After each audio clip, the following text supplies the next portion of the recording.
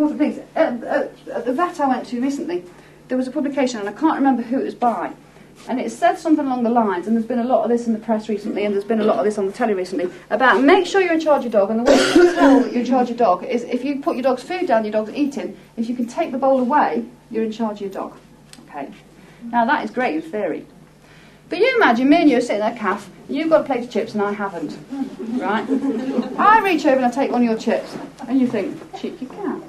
But you don't say anything, right? So I reach over and I take another chip, and another, and eventually I get your plate and I pull it towards me, and I take it off you altogether. At some point, you are going to react, aren't you? And depending on the person that you are, it depends how you're going to react. You might just go, poof, if you come from St Anne's. But if you don't come from St Anne's, you're likely to say, excuse me, they're my chips, yeah? Or you might get really cross. But I can guarantee that if every day you take your dog's food off you, even the most docile dog in the world is one day going to react. And that reaction usually, to start off with, will be, yeah? And your reaction will be, whoa, my dog just growled at me, did you hear that? Just growled at me. And then you go away and you think about it. And this is how aggression starts. So you backed off because you were surprised. And then you think, hang on a minute, I've just spent 100 quid at the vets, and I've spent 30 quid a month on his food, and I've paid all this, and I've done that, and I love this dog, and he sleeps on my bed, and even when he stinks I let him sleep on my bed, and I love him, and I bought him for that rescue centre, and I saved him from a terrible life. And he's just growled at me. If he growls at me again, I'm going to wallop him. And this is what happens. So next time you're trying to take the dog's food, you're ready this time, you growl at me, and I'm going to sort you out, mate.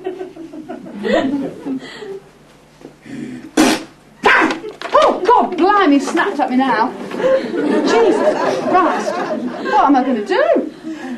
God, his vaccination's due. Shall I just let him die? So that's what happens. So the next thing that happens is you think about it. You think, right, this time you do that again. You snap at me, mate, and this is it, your curtains. Right, I'm going to really give it to you. And this is how it happens. So you're ready for it. You take the dog your food. You don't expect it this time. I'm going to snap at you this time.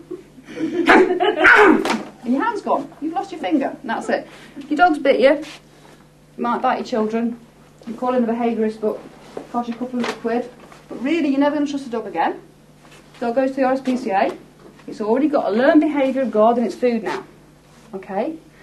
So what I do with my dogs, and this is actually in a publication at a lot of vets, and it's so dangerous. Please don't do it.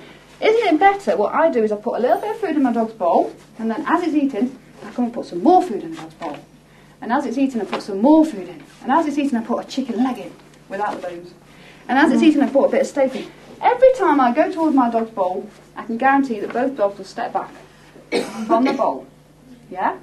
Because they know that something good's going to happen to that bowl. So there's no question, if I ever wanted to take the food away, and why on earth would you want to do that anyway?